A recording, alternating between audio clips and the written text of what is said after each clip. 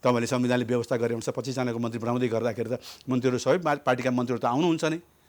त्यसलाई त्यो अर्थमा बुझ्न भएन। अपार्टमेन्ट सपार्टमेन्ट यी कुराहरू त यो कुनै सम्भव नहुने कुरा हो। यो कुरा मलाई त्यसरी त्यो ढङ्गले आएको छ भन्ने पनि लाग्दैन। कता कति चाहिँ तपाईँले भने जस्तो म पनि सुनेको छु त्यो ढङ्गको होइन।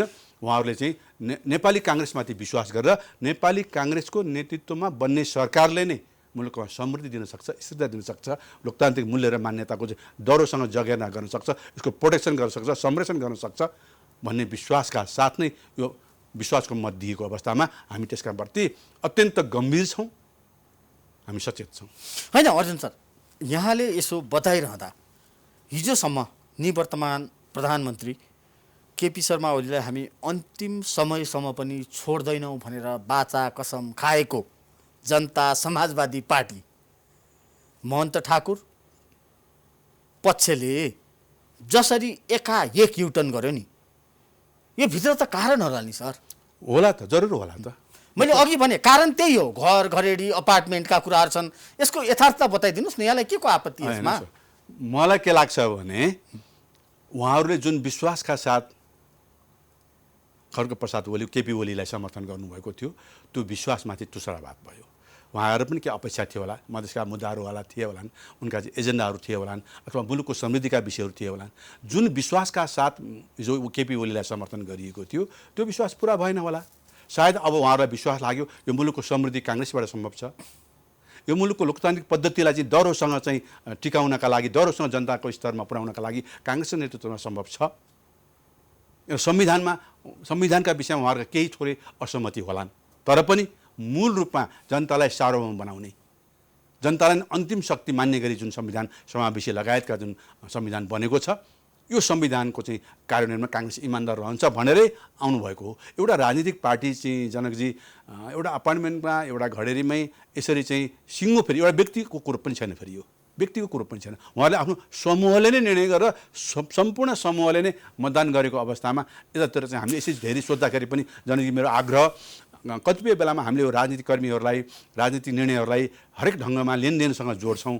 त्यसले एउटा पार्टीले गरेको समर्थनलाई घर घडेरी र अपार्टमेन्टसँग नजोड्नका लागि म आग्रह गर्छु। सोच्नुपर्ने बाध्यात्मक परिस्थिति भयो नि। छैन विपक्षी दलको रोस्टममा बस्ने, यहाँलाई मैले यो कुरो स्पष्ट पारेँ। त्यो ठिक छ, महन्त ठाकुर पक्षकै कुरा गर्ने हो भने उहाँहरू विपक्षमा बस्नु भएको छ, तर मतदान गर्दा विश्वासको मत दिने अब लाग्यो उहाँहरूलाई चाहिँ त्यो खेडमा लाग्यो।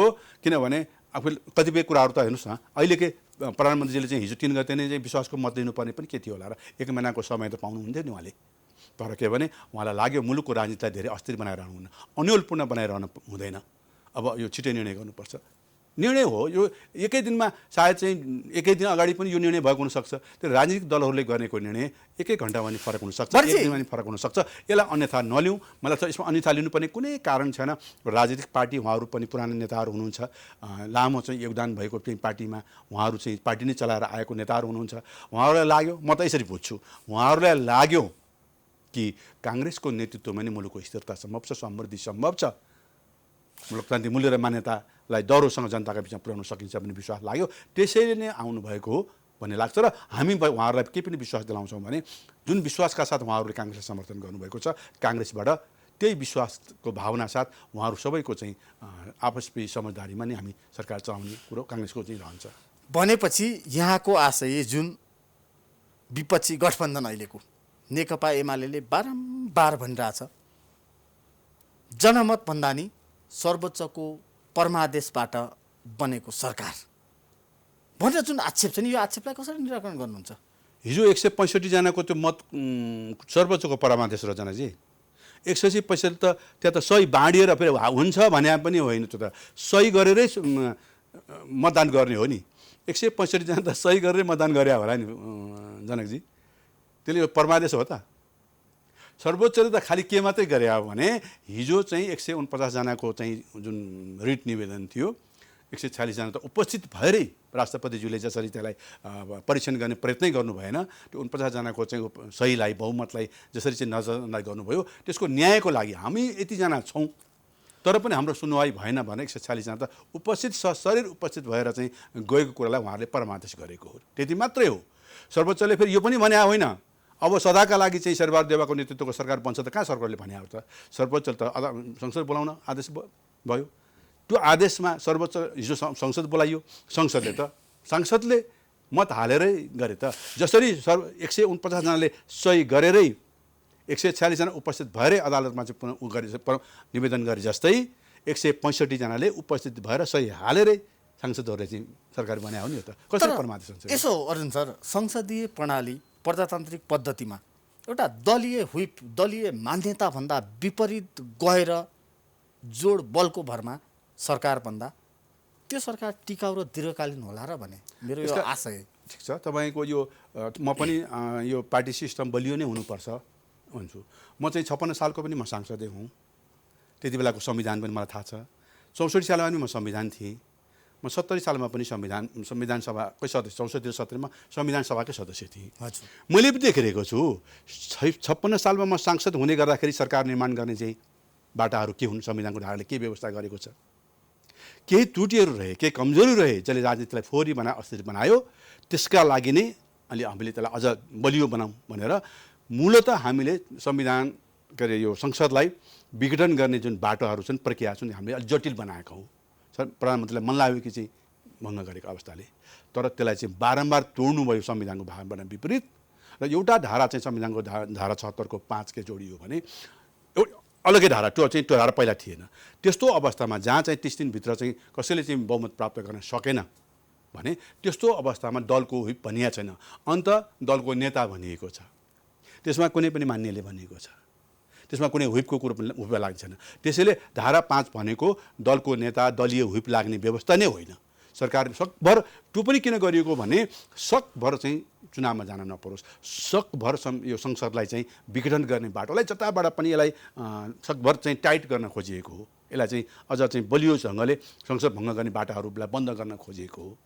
यो धारामा 5 अनुसार बनेको चाहिँ जो सरकारमा मत बनाउने क्रममा त्यो धाराको उल्लेख गरिएको छैन। त्यहाँ कुनै पनि मान्य सदस्यहरूले चाहिँ उम्मेदवार हुनुपर्ने, मान्यहरूले भोट हाल्ने कुरो छ। दलको नेता हुनुपर्छ भन्ने जरुरी छैन। बन्छी अर्जुन सर, यो उसो भए हिजोसम्मको सत्तापक्ष, अस्तिसम्मको हिजोदेखिको प्रतिपक्ष, यो नेकपा एमालेको रोइलो केका लागि त्यसो भए एमालेको ओली पछिको रोइलो केका लागि अनि यसो हो, उहाँलाई अलिकति बढी नै पीडा भयो जस्तो लाग्यो।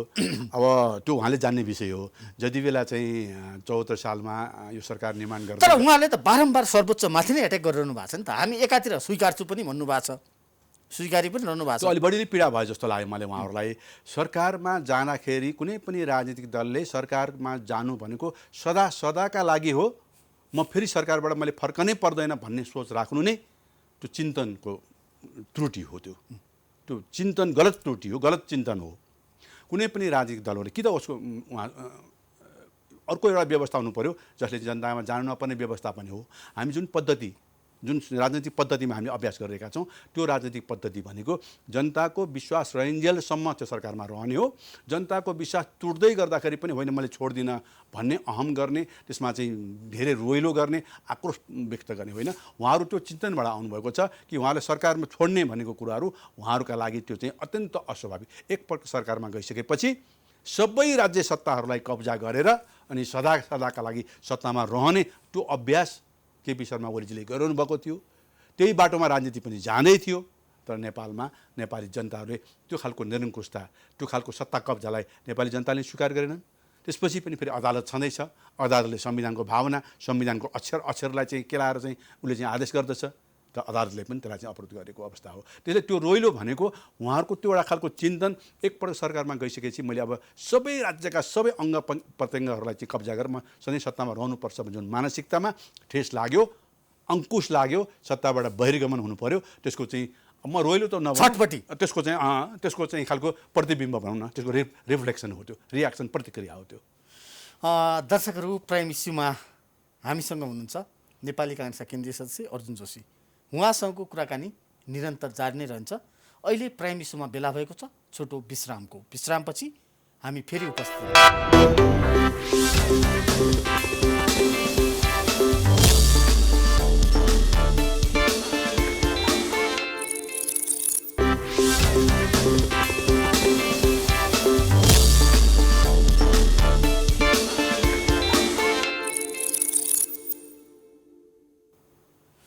विश्रामपछि स्वागत छ प्राइम इस्युमा। दर्शकहरू, यति बेला हामीसँग नेपाली काङ्ग्रेसका नेता एवं केन्द्रीय सदस्य अर्जुन जोशी हुनुहुन्छ। हामी उहाँसँग नेपाली काङ्ग्रेसको भावी रणनीति, सरकार सञ्चालन र नेपाली काङ्ग्रेस सत्तामा आइसकेपछि काङ्ग्रेसले निभाउनुपर्ने भूमिका के रहन्छ, काङ्ग्रेस कसरी अगाडि बढ्छ, काङ्ग्रेससँग दुईटा ठुलो जिम्मेवारी र दायित्व एकैचोटि आएको छ। जुन खालको अवसर काङ्ग्रेसलाई प्राप्त भएको छ त्योभन्दा दोब्बर चुनौतीको चाङ काङ्ग्रेसका सामु छ। एकातिर जनताले कोभिडको महामारीबाट आक्रान्त बनेको मुलुक 2 वर्षभन्दा बढी भइसक्यो। अहिलेसम्म पनि खोपको सुनिश्चितता हुन सकेको छैन। अर्थतन्त्र तहस नहस भएको छ। अब काङ्ग्रेस कसरी अगाडि बढ्ला, यही विषयमा हामी कुराकानी गरेका छौँ। अर्जुन सर, एकातिर कोभिडको महामारी छ, यो सायद भनिरहनुपर्ने विषय होइन। हुन त यहाँहरूको सभापति हालका प्रधानमन्त्री शेरबहादुर देउवाले पहिलो मन्त्री परिषद बैठकबाटै सबै नागरिकलाई 100 भित्र खोप उपलब्ध गराउँछु भनिरहँदा अहिले पनि 4,93,000 छिमेकी मुलुक भारतले अनुदान तथा खरिदमा ल्याएको कोभिसिल्डको दोस्रो डोज लाउन पाइरहेको अवस्था छैन। यो अवस्थामा खोपको सुनिश्चितता भनेर मात्रै भयो त कसरी हुन्छ यो? त्यसका लागि त मुख्य कुरो त इमान्दारिता र इच्छा शक्ति नै प्रमुख कुरो हो। विगतको सरकारले त्यो इच्छा शक्ति र कोभिडको खोपलाई उसले प्राथमिकता राखेको भए, जति बेला चाहिँ पोहोर साल तपाईँको कोरोना मुलुकमा फैलियो, देख्नुभयो तपाईँले स्वास्थ्य सामग्री कोभिडसँग जोडिएका स्वास्थ्य सामग्री खरिदमै यत्रो ठुलो धाँधली भयो कि अनियमितता भयो कि त्यो भ्रष्टाचार नहुन्जेलसम्म खोप के अरे अरू स्वास्थ्य सामग्री आउन समेत ढिलो भयो। अझ धेरै भयावह स्थिति फैलिएर गयो। उसलाई त्यसले कहिले पनि त्यो सरकारलाई चाहिँ जनताको स्वास्थ्य प्राथमिकताको विषय भएन। त्यसले गर्दाखेरि विगतमा भ्रष्टाचार पनि त्यतिकै भए, विगतमा धेरै मान्छेहरू फैलिए पनि, र अहिले पनि के भने त्यो इच्छा शक्ति र त्यो प्राथमिकता रहेको भए अहिलेसम्म हामी खोपको व्यवस्था भइसक्थ्यो। कति पैसा लाग्छ भन्नुहोस् त मुलुकका लागि? पैसा त बजेटबाटै छुट्या छ नि त सरकारले खोपका लागि भनेर। मिल्दो रहेछ त, मिलेर त्यो खरिद गरेर हुँदो रहेछ त। तर सरकार के भने खरिद गरेर भन्दा पनि नेपालको बजेटलाई अन्यत्र चाहिँ बढी डाइभर्ट गर्ने, खोप परिस्थितिमा आउँछ कि भनेर आशा र अपेक्षा गर्ने, त्यो ढङ्गको पहल पनि गरेन।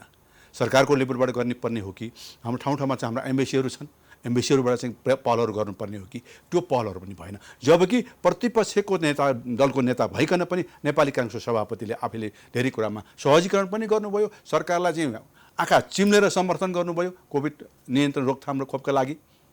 यो मामला त कहीँ कतैबाट क्वेसन गर्ने अवस्था थिएन नि, तर सरकारले त्यो खालको पहल गरेन। तर अब अहिले के छ भने एउटा कुरा त्यो पनि होला, यो सरकारमाथिको अविश्वास पनि रह्यो होला। अब अहिले चाहिँ अब यो अहिले नै मैले भन्ने विषय त होइन, तर पनि के छ भने हामी के कुरामा विश्वास छौँ भने जुन ढङ्गको अहिले सरकार बसेको छ, जुन आवश्यकताले यो सरकारको निर्माण भएको छ र जुन राष्ट्रिय सहमतिका साथ यो सरकार बनेको छ, अब सहयोग गर्नेहरूको पनि हामी समयमा आउँछौँ। त्योभन्दा पनि अहिले बजेटमै सुरुकै बजेटमै पहिलो निर्णय नै बजेटका लागि पैसा, यो खोपका लागि पैसा छुट्याइसकेको आइसकेको छ। अब त्यसैले यसलाई चाहिँ जाने गर्छ। र एउटा तपाईँलाई आज सुनाउँ, आज चाहिँ प्रधानमन्त्रीज्यू यो धेरै यो खोप केन्द्रहरूमा गएर निरीक्षण पनि गर्नुभएको छ। र उहाँको चाहिँ डे 1 हिजोदेखि जति अस्ति चाहिँ 28 गतेदेखिबाट नै उहाँको दिमागमा नेपाली जनताको स्वास्थ्य प्राथमिकता छ र त्यसका लागि चाहिँ म खोप, मेरो 3टा प्राथमिकता भन्नुभएको छ, खोप खोप खोप।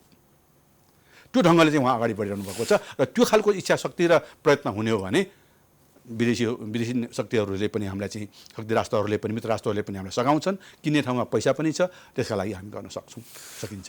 भनेपछि मैले अघि पनि भने 2000 अहिले 78 76 चैत 11 गते पहिलो पटक जब लकडाउन भयो नेपालमा जम्मा 2टा केस थियो, हामी लकडाउनमा गयौँ। अहिले पनि हेर्ने हो भने 1800 देखि 2000 केस दैनिक रूपमा आइरहेका छन्। मृत्युदर पनि घटेको छैन एकातिर। अर्कोतिर छिमेकी मुलुक भारतले बारम्बार अलर्ट गरिरहेछ, तेस्रो चरणको खतरा झन भयावह हुन सक्छ, हामी समयमै सतर्क रहौँ भनेर। यो अवस्थामा स्वास्थ्य मन्त्री नै छैन सर। यसो स्वास्थ्य कतिपय ठाउँमा स्वास्थ्य मन्त्री पनि छिटै आउनु होला। अब तपाईँले होइन, मेरो खालि जिज्ञासा मात्रै हो। ठिक हो, तपाईँको जिज्ञासा स्वाभाविक हो। तपाईँहरूले सचेत खबरदारी पनि गर्न जरुरी छ। त्यसैले स्वास्थ्य मन्त्री नहुँदै पनि अहिले स्वास्थ्य मन्त्रालय प्रधानमन्त्रीको चाहिँ जिम्मामा मातहतमा छ। त्यसैले उहाँले स्वास्थ्य मन्त्रीकै हैसियतले मुख्यमन्त्रीलाई स्वास्थ्य सचिवलाई बोलाएर खोपको लागि सबै खोप केन्द्रहरूमा खोप ल्याउने व्यवस्थाका लागि आदि इत्यादि जे पनि छ त्यो सबका लागि उहाँले निर्देशन गर्नुभएको छ। अहिले स्वास्थ्य मन्त्री नभए पनि स्वास्थ्य मन्त्रीकै काम चाहिँ स्वयं प्रधानमन्त्रीले गरिरहनुको अवस्था छ। त्यो अब जहाँसम्म स्वास्थ्य मन्त्री आउने भन्ने कुरो आउला। अब यो गठबन्धन हो, यो काङ्ग्रेसले मात्रै दिने पनि होइन, यो अरू पार्टीकोमा पर्ने हो कि वा हाम्रै पार्टीमा काङ्ग्रेसमा पर्ने हो कि उहाँहरू अरू पार्टीमा पर्ने हो भने अरू पार्टीले पनि आफ्नो मन्त्रीहरू दिनु पर्यो। अलिकति समस्या त के हुन्छ भने गठबन्धनको सरकार, एकल सरकार भन्दा गठबन्धनको सरकारमा केही निर्णयहरू केही ढिला पनि हुन सक्छन्, तर त्यो छुट यसपालि चाहिँ छैन। फेरि विगतको गठबन्धनको सरकारलाई जस्तो जति बेला हाम्रो सभापतिजीले चाहिँ गठबन्धनको सरकार विगतमा चलाउनु भएको छ त्यस्तो ढिलो गर्ने गठबन्धनको सरकारमा ढिलो निर्णय हुन्छ भनेर अलमलिने छुट यसपालिको सरकारलाई छैन। त्यसैले गठबन्धनका चाहिँ अरू चाहिँ पार्टहरूले पनि समयमा निर्णय गर्न जरुरी छ। काङ्ग्रेसले पनि आफ्नो निर्णय चाहिँ समयमा गरेर छिटोभन्दा छिटो चाहिँ खोपको चाहिँ व्यवस्था गर्न जरुरी छ। यहाँले यसो भनिरहँदा उहाँ त्यही प्रधानमन्त्री हो जो चौथो पटक हुँदै हुनुहुन्छ। भइसक्नुभयो चौथो पटक, पाँचौँ पटक हुँदै भइसक्नुभयो। चौथो पटकसम्म उहाँको इतिहास हेर्ने हो भने सबैभन्दा बढी र सबैभन्दा ठुलो जम्बो मन्त्रीमण्डल बनाएर विवादमा आउनुभएको इतिहास त हामीसँग कायमै छ एकातिर। अर्कोतिर अहिले गठबन्धनका मागहरू हेर्ने हो भने कसैले 7वटा मन्त्रालय, 3टा राज्य मन्त्री, 10वटा मन्त्रालय, 10वटा 5वटा राज्य मन्त्री लगायतका यी जुन विषयहरू आइरहेछन्, यी कुराहरूले गर्दा कतै गठबन्धन बिचैमा धराप हुने हो कि भन्ने अर्को संशय पनि त छ नि सर। त्यो सम्भावना म किन कम देख्छु भने यो धेरै सोचेर विचार गरेर बनेको चाहिँ यो सरकार हो। तपाईँले भन्नु एमालेकै सांसदहरूले पनि पार्टीको हुइपलाई उल्लङ्घन गरेर, हुन त यसमा हुइप लाग्दैन थियो तर पनि पार्टीको हुइप त भएको थियो, निर्णय त भएको थियो, यो सरकारलाई निर्माणमा सही गरेको अवस्था हो। त्यसले यस्तो अवस्थामा उहाँहरू सबैले चाहिँ बुझेको अवस्था पनि हो। त्यसले अहिले चाहिँ सबैले बुझ्न जरुरी छ कि अहिले माग तेर्साउने होइन, यो बेलामा दलीय उपस्थिति, दलीय पहुँच, दलीय भागबन्दाको खोजी गर्ने होइन। एउटा एकताको स्पिरिट छ, एउटा चाहिँ एकरूपताका साथ एउटा स्पिरिटमा चाहिँ काम गर्न जरुरी छ, एकताबद्ध भएर। कुन पार्टीको प्रधानमन्त्री रह्यो, कुन पार्टीको स्वास्थ्य मन्त्री रह्यो, कुन पार्टीको गृहमन्त्री रह्यो भन्ने भागबन्दाले भन्दा पनि एकरूपता चाहिँ एक ढिक्का भएर एउटा चाहिँ स्पिरिटले चाहिँ काम गर्नुपर्ने अवस्था छ। त्यसैले पहिलाको भन्दा फरक हुन्छ भन्ने मलाई किन लाग्छ भने मैले त संसदमा हिजो बोलेको सुनेको हो, जजसले चाहिँ समर्थनमा चाहिँ बोल्नुभयो, मत हाल्नुभयो, उहाँहरूले बोलेको पनि सुनेको हुँ र उहाँहरूले जे संसदमा बोल्नुभएको छ त्यसरी नै चाहिँ यो गठबन्धनको सरकारलाई पनि यसरी यो गठबन्धन अगाडि बढ्छ भन्ने विश्वास त मैले लिएको छु। तर पनि के हो भने गठबन्धन भनेको गठबन्धन नै हो जनजी, हेर्नुहोस्। त्यसले अब यसलाई अलिकति चाहिँ सबैलाई मिलाउनु पर्यो, सबैलाई मिलाउनु पर्यो, सबैको उपस्थिति खोजिएला, सबैको सहमति, सम्मानजनक सहभागिताका कुराहरू आउलान् त्यहाँ। एक्ज्याक्टली त्यो सबै कुराहरू होला। त्यसैले चाहिँ केही कुराहरूमा अलि एकाध भए पनि त्यसो धेरै ढिलो गर्ने छुट चाहिँ यो सरकारलाई छैन। अब यो सरकारले अगाडि बढ्नुपर्छ। अब जस्तो अहिले नै भनौँ न 4जना मन्त्रीहरू हुनुहुन्छ, 4जनाले नै केही कुराहरू काम गर्न थालिसक्नु भएको छ, भोलि चाहिँ अर्को मन्त्रीहरू आउनु होला, मन्त्रीहरू आउनुहुन्छ, आएर चाहिँ काम अगाडि बढाउनुपर्छ। यसलाई चाहिँ हामीले अब अलमलिनु हुँदैन। हजुर सर, मलाई एउटा कुरो बताउनुहोस्, डे फर्स्टमै भन्छन् नि सुरुवात राम्रो भयो भने सबै कुरा राम्रो हुन्छ, तर प्रधानमन्त्रीज्यूको शपथ चाहिँ राष्ट्रपतिज्यूसँगको टकरावबाट सुरु भयो। यसले यहाँलाई कसरी हेर्नु भएको छ त्यो एउटा पाटो छ। दोस्रो, जुन महाधिवक्ता नियुक्त गरियो उहाँको शपथको विषय अर्को विवादको विषय रह्यो। फेरि हिजो आएर जुन संसदले संवैधानिक नियुक्ति सम्बन्धी ल्याएको निवर्तमान प्रधानमन्त्री केपी शर्मा ओलीले ल्याउनु भएको अध्यादेश खारेज गरेको अवस्था छ राष्ट्रपति कार्यालयले। तर अप्ठ्यारो नमानी निसङ्कोच र विडम्बनापूर्वक भन्नुपर्छ, त्यसमा जो जति संवैधानिक परिषदमा रहनुभएका, चाहे त्यो सम्माननीय प्रधान न्यायाधीश भनौँ, राष्ट्रिय सभाका सदस्य, त्यसै गरी विपक्षी गठबन्धनका नेता, हालका प्रधानमन्त्री, उहाँहरूको साथ सहयोग केही न केही मात्रामा त छ नै। उहाँहरूका मान्छे पनि ती संवैधानिक नियुक्तिभित्र पर्नु भएको छ। यो अवस्थामा ती संवैधानिक नियुक्ति के हुन्छन्? अब संवैधानिक नियुक्ति सबैका विषयमा त अब मैले के बोल्न सक्ने कुरा होइन, तर जसरी सरकारको कुराहरू हो। तर जुन संवैधानिक परिषद सम्बन्धी अध्यादेश जुन खारेज भएको छ त्यो त तपाईँको संविधानको स्पिरिट भन्दा नै विपरीत ढङ्गले चाहिँ उहाँले त्यो अध्यादेश जारी गर्नुभएको थियो। त्यो राष्ट्रपतिले चाहिँ त्यसमा चाहिँ कुनै पनि हालमा त्यसलाई सदर गर्न पनि हुँदैन थियो। यही हो त तपाईँले भन्नुभयो एउटा विश्वासको आधारै यही हो जनकजी। हिजो सरकार थियो ओलीजीको, त्यो सरकारले संविधानमा व्यवस्था भएको भन्दा फरक ढङ्गले नभए पनि हुने, सभामुख पनि नभए पनि भए पनि हुने, आफू मात्रै 3 जना मात्रै भए पनि हुने ढङ्गले जुन ल्याउनु भएको थियो, काङ्ग्रेसले पहिलो निर्णयमा के गरिदियो भने ओलीजी पनि चाहिनै पर्ने गनाइ भयो त। हिजो शेरबहादुर देउवा नभए पनि हुने, प्रतिपक्षी दलको नेता नभए पनि हुने गरी अध्यादेश पेश गर्नुभयो। तर काङ्ग्रेसले के गर्यो, ओलीजी पनि चाहिने गरी चाहिँ त्यो अध्यादेशलाई खारिज गर्यो। यही हो तपाईँले सुरुवात भनेको यसरी नै हुन्छ। तर यो भनेपछि त काले मिलेर खाउँ भाले भने जस्तो कसरी भयो किन भएन? ठ्याक्कै उल्टो भयो। त्यसमा संवैधानिक परिषदमा यहाँलाई मैले जानकारी गराउँ, हाम्रो के भन्छ तपाईँको लोकसेवा आयोग, त्यसै गरी अख्तियार दुरुपयोग अनुसन्धान आयोग लगायत जति पनि संवैधानिक निकायहरू छन् त्यहाँ त यहाँहरूकै मान्छे पनि छन् नि। शेरबहादुर देउवाजीले सिफारिस गर्नुभएका मान्छे, हाम्रो प्रधान न्यायाधीशले सिफारिस गरेका मान्छे पनि छन् नि त। होइन यसो हो, म त्यसरी त अब यो प्रधान न्यायाधीशले कसलाई गर्नुभयो, प्रधानमन्त्रीले कसलाई गर्नुभयो, राष्ट्रिय सभाको अध्यक्षको सिफारिसमा को परेको हो, अब यो त मलाई पनि त्यसै धेरै जानकारी हुने विषय होइन।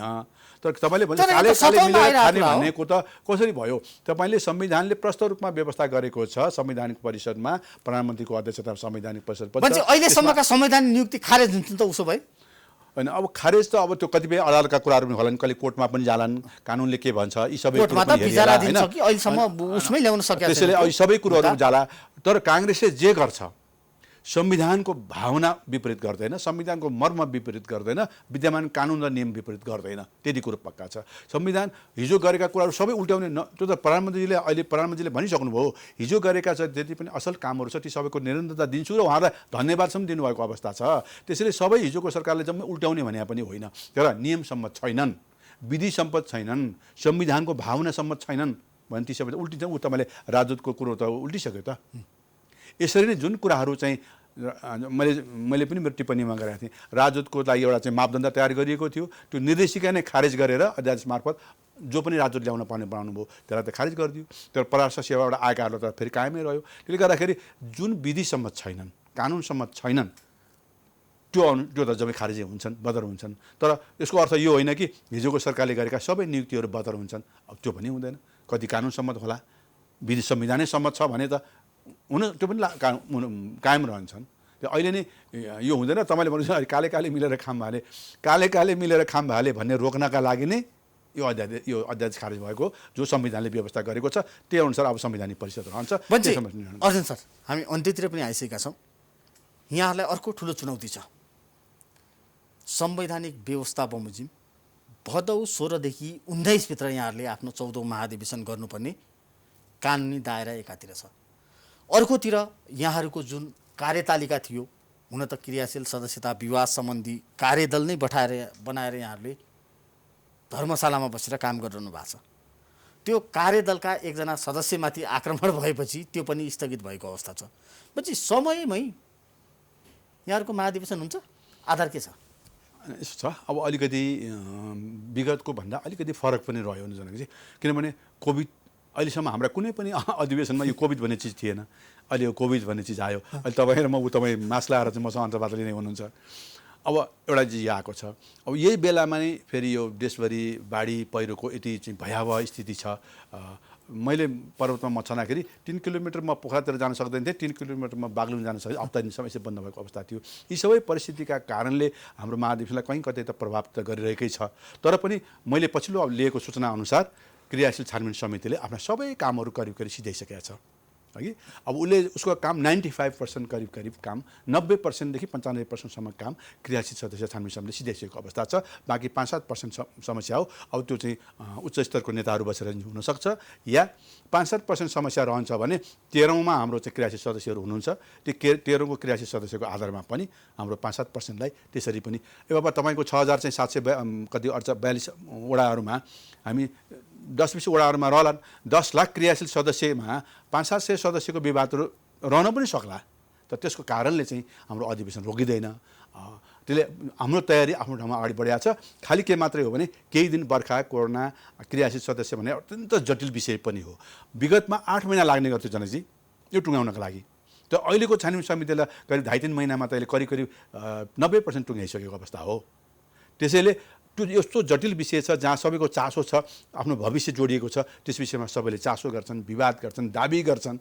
तर पनि हामी यहाँसम्म आइसकेको अवस्थाले केही दिन त अब यो 12 गते हुने भनेको जुन अधिवेशन छ स्थानीय तहको सुरुवात वडा तहको, अब त्यो चाहिँ 12 गतेका लागि अब समस्या अलिक गाह्रो हुँदै आइसकेको अवस्था छ। यसलाई चाहिँ फेरि पुनर्समायोजन पुनर्व्यवस्थापन गरेर 12 को सट्टा 15 होला, अरू 17 गते हुने भनेको 22 गते होला। प्रभावित त भयो नि, मैले भन्नु प्रभावित त भयो नै। अब के गर्नुहुन्छ? अब यही बेलामा कोरोना हेर्नुहोस्, कोरोनाका कारणले सर्दै आएको हो। अहिले तपाईँ र म दुईजना बस्दाखेरि हामी यो स्थितिमा बस्नु परेको छ। काङ्ग्रेसको चाहिँ कुनै वडामा 300, 400, 500, 700 छ। पालिकाको गर्दाखेरि त 5000, 7000 चाहिँ क्रियाशील सदस्यहरू छन्। ती सबै एक ठाउँमा कसरी उभ्याउने, यी सबै चाहिँ निर्वाचन समितिले हेर्न जरुरी छ। यी सबै कुराको व्यवस्थापन गर्दाखेरि अनि 10 लाख क्रियाशील सदस्यको विषय टुङ्ग्याउनु छ। यसले गर्दाखेरि के ढिलो भयो के भएको छ, तर समयमा हुन्छ। सभापतिजीले पनि भन्नुभएको छ पछिल्लो अवस्थामा पदाधिकारी बैठकमा यसलाई चाहिँ नसारौँ। ठिकै छ, सुरुवाती तल्लो तहको चाहिँ अधिवेशनको कार्यतालिका सार्नलाई तपाईँहरू बसेर सार्नुहोस्, तर चाहिँ महाधिवेशन चाहिँ नसारौँ, सकिन्छ भन्ने कुरो उहाँले भन्नुभएको थियो। त्यति बेला उहाँ प्रधानमन्त्री हुनुहुन्थेन, अब फेरि प्रधानमन्त्री हुनुभएको छ। जटिलता र समस्या थपिएको छ नि। मैले यसैमा जोड्नु खोजेँ, यहाँहरूको प्राथमिकता के, सरकार कि महाधिवेशन? दुवै एउटा मात्रै भन्नुहोस्। मिल्दैन, किनभने म त्यसो गर्दाखेरि अन्याय हुन्छ। म काङ्ग्रेसको कार्यकर्ता भएर मात्रै बोल्दाखेरि त मेरो प्राथमिकता चाहिँ महाधिवेशन नै हुन्छ र म जनप्रतिनिधि, जनताका प्रति जिम्मेवारीबाट जनप्रतिनिधिका हिसाबले बोल्दाखेरि सरकार पनि हो। किनभने सरकार भनेको काङ्ग्रेसको महाधिवेशनले हाम्रो 10 लाख क्रियाशील सदस्य र लाखौँ चाहिँ काङ्ग्रेसका मान्छेसँग सरकार राख्ने विषय हो। सिङ्गो मुलुकसँग सरकार अथवा उसलाई प्रभावित पार्दैन। होइन, यहाँलाई त ठुलो दायित्व आयो त। मैले अघि पनि भने देश पनि चलाउनु पर्ने, पार्टी पनि विधिवत रूपमा लानुपर्ने, यो समय एउटा त चुज गर्नु पर्ला नि त। होइन, दुवै गर्नुपर्छ, दुवै। म यसमा चाहिँ सरी, मैले एउटा भन्न किन मिल्दैन भने अब तपाईँले काङ्ग्रेसको नेतृत्वमा बनेको सरकारमा कत्रो ठुलो अपेक्षा छ। हामी अधिवेशन अल्मलिँदै जनता चाहिँ अनि कोरोनाले मर्दै गर्ने मिल्छ? मिल्दैन। काङ्ग्रेसको अधिवेशन भन्दा पनि महत्त्वपूर्ण छ। अझ साँच्चै भन्यो भने जनतालाई चाहिँ कोरोनाबाट बचाउनु पर्यो, उसको जीवधनको सुरक्षा गर्नु पर्यो, बाढी पहिरोबाट बचाउनु पर्यो जनतालाई। बरु काङ्ग्रेसको अधिवेशन हामी विशेष महाधिवेशन जान खोज्या हो त उसो भए? त्यो पनि अहिले नै त्यस्तो छैन, त्यसरी नै त्यो कुराहरू पनि छैन। अब यो के भने यो जुन जटिलता भयङ्कर चुनौती थपियो काङ्ग्रेसको महाधिवेशनमाथि, विगतमा कहिल्यै नभएको अप्ठ्यारा चिजहरू थपिएको हुनाले विभिन्न विकल्पहरूमा छलफल त अब भएका छन्। स्वाभाविक पनि हो। यो के हो त विकल्प? जस्तो पहिला हामी चाहिँ यही फर्महरू चाहिँ क्रियाशील सदस्यहरू चाङका चाङ चाहिँ झोलामा बोकेर काठमाडौँ आइन्थ्यो। अब अहिले चाहिँ अनलाइन चाहिँ इन्ट्री हुन्छ। अब विगतमा हामी जम्मै उपस्थित भएर भोट हाल्छौँ। हजुर सर, महाधिवेशन पनि किन अनलाइनबाट गर्न नसक्ने त? हुन्छ, गर्दा हुन्छ। खोइ त प्रस्ताव यहाँहरूको? होइन, किन छ? छलफल छ।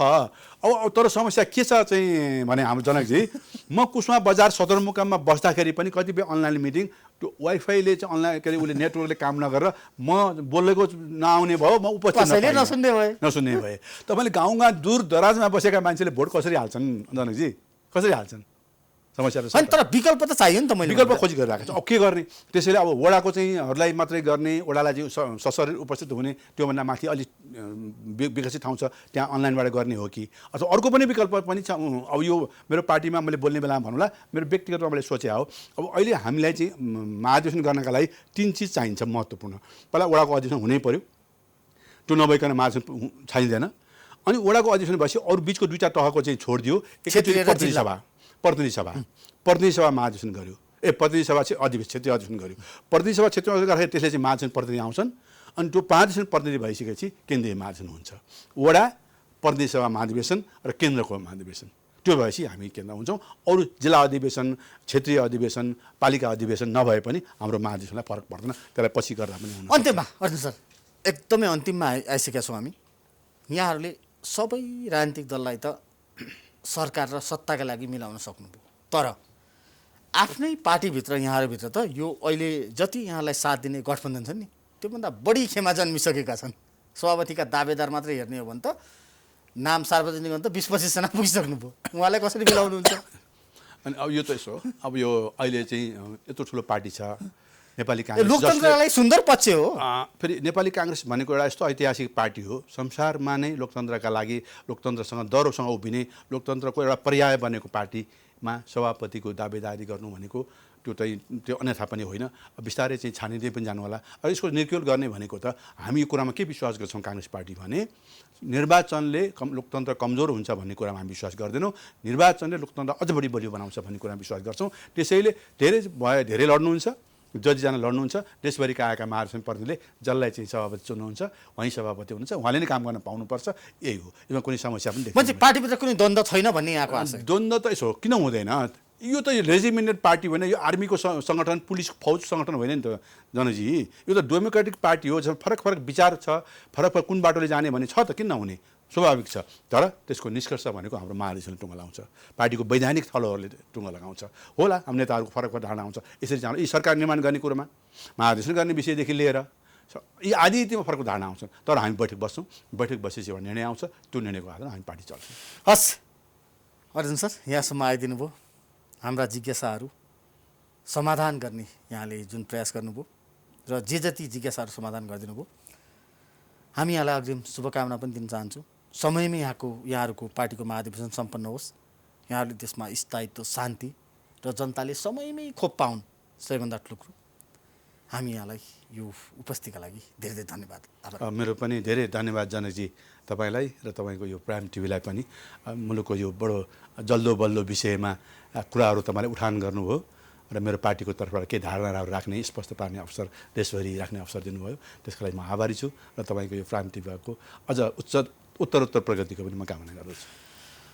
दर्शकहरू, उहाँ हुनुहुन्थ्यो नेपाली काङ्ग्रेसका केन्द्रीय सदस्य एवं नेपाली काङ्ग्रेसभित्र लामो समय राजनीतिमा समर्पित भएर रहनुभएका अर्जुन जोशी। उहाँसँगको कुराकानी अहिले यति नै। हामी निरन्तर रूपमा यहाँहरूमाझ प्राइम टाइम टेलिभिजन मार्फत उपस्थित हुने नै छौँ। अहिलेलाई भने मसहित मेरो सम्पूर्ण युनिटलाई बिदा दिनुहोस्। नमस्कार।